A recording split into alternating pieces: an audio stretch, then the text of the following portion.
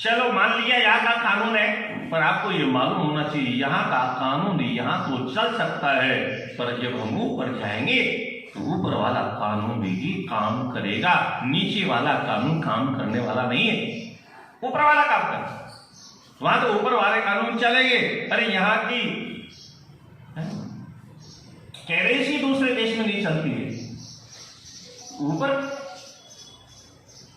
यहाँ की भाषा दूसरे देश में नहीं चलती है, तो परमात्मा क्या जब यमराज क्या जाएगा तो यहाँ का कानून बताएगा, यहाँ का कानून नहीं चलता।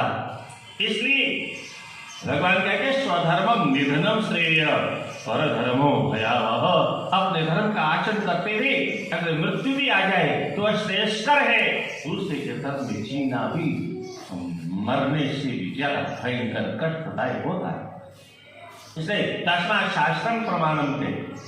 फिर कहते यो शास्त्र विधिवत्सृज्य वर्तते कामकारतः न सिद्धिमवाप्नोति न सुखम न परागति।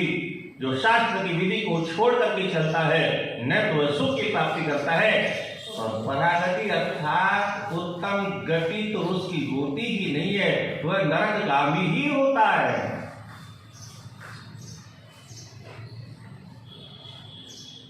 व्यासपीठ की मर्यादा हुआ करती है। भागवत के प्रत्येक अध्याय के अंत में लिखा है पारमहंस्याम संहितायाम, यह परमहंसों की संहिता है। ये मूर्खों के, अज्ञानियों की, पैसा कमाने वालों की, लोभियों की, कामियों की, क्रोधियों की ये संहिता नहीं है। कामी, क्रोधी, लोभी व्यक्तियों को तो कथा कहने का अधिकार ही नहीं है, ये मैं नहीं कह रहा हूं। भागवत की कथा कहने वाले लोगों को कम से कम भागवत का महात्म्य नहीं अगर ठीक से पढ़ लिया होता तो शायद ज्ञान हो जाता। कामं क्रोधं मदं मानं मत्सरं लोभमेव च दम्भं मोहं तथा द्वेषं दूरी च कथापते।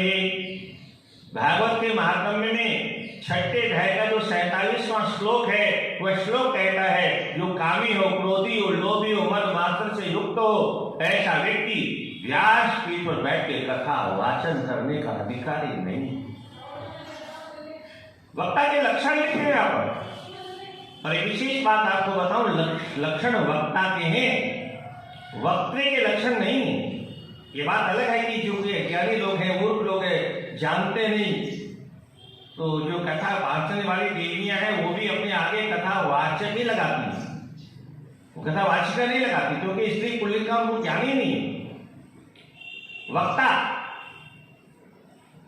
पुल्लिंग शब्द है, वक्त्री शब्द है स्त्रीलिंग के लिए, वो कथा वक्त्री नहीं, उनको ज्ञान नहीं है, ये कथा वक्त्री लिखना चाहिए हमको। यहां जितनी भी लक्षण है भागवत में कथा वाचक, वो पुल्लिंग वाचक शब्दों से मंडित हैं। विरक्तो वैष्णवो विप्रो वेद शास्त्र विशुद्धि दृष्टांत कुशलो धीर वक्ता कार्योतिनिष्ठः। सबसे पहले विरक्त होना। विरक्त का तात्पर्य साधु महात्मा नहीं। कुछ लोग ऐसा भी करते हैं कि विरक्त को कथा करनी चाहिए, गृहस्थ को कथा नहीं करनी चाहिए। ये वो लोग कहते हैं जो शास्त्रों को ठीक से जानते नहीं, विरक्त शब्द का अर्थ नहीं जानते, क्योंकि व्याकरण पढ़ा नहीं, अन्य ग्रंथों को भी पढ़ा नहीं, वेद वेदांत का अध्ययन किया नहीं, और विरक्त शब्द समझ सुन करके कहते हैं तो विरक्त माने साधु होता।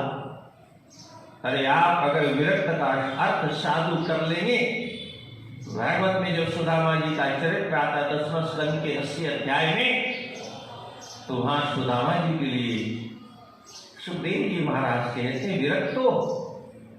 वो सुदामा कैसे विरक्तो इंद्रियार्थीषु, वह विरक्त था, मतलब साधु थे। आप सब जानते हैं सुदामा जी की पत्नी ने बार बार कहा तब जब सुदामा द्वारकापुरी गए, यानी विवाहित थी।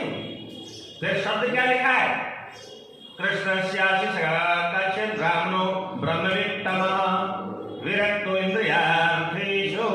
विरक्त किसे कहते हैं, यह प्रश्न जब उठा तो यही उसका उत्तर भी इसी श्लोक में है। विरक्तो इंद्रियार्थेषु, इंद्रियों के अर्थों से मानी भोगों से, विषयों से जो विश्व में जो रक्त नहीं होता है, आसक्त नहीं होता है, रागान्वित नहीं होता है, चिपकता नहीं है, उसे विरक्त कहते हैं। इंद्रियों का अर्थ हमारे विषय, शब्द, स्पर्श, रूप, रस और गंध, ये 5 विषय हैं। इन 5 विषयों से जो विरक्त हो चुका है उसको विरक्त कहा गया है। साधु होकर के भी अगर वो विरक्त नहीं है, विषय वास्तव में रत है, तो ये वेशधारी साधु तो हो सकता है मेरी तरह से, वो सच्चा साधु नहीं हो सकता। ग्रस्त भी विरक्त हो सकता है। अगर हमारे ऋषि महर्षियों की परंपरा में कौन ऋषि, अरे हम तो मनुष्य कहलाने लायक भी अपने आप को नहीं समझते, हमारे पूर्व ऋषि कहलाते, मुनि कहलाते, तपस्वी कहलाते, त्रिकालज्ञ थे, सर्वज्ञ थे, वेदज्ञ थे, भोग्य थे, तत्वज्ञ थे, मुक्तात्मा थे, जीवन मुक्त थे, क्योंकि वो विरक्त थे।